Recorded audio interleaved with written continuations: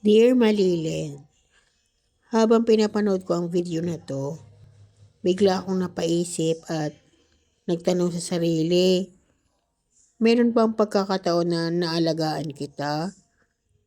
Kaya nagbalik tanaw ako. Nung ipinanganak ka, 4 years old pa lang ako noon. Ibig sabihin, hindi pa kita kayang alagaan. Bantayan siguro, oo, kaya. Nung time na kailangan magtrabaho ni mama at ni papa sa Manila, wala rin si ni ate, kaya dalawa lang tayong naiwan kina lolo. Elementary ako noon, hindi pa kita kayang alagaan. Kasi ang nasa isip ko lang ay maglaro at mag-aral. Tapos nung high school ako, kailangan kitang iwan kasi mag-aaral ako sa Sisters of Mary.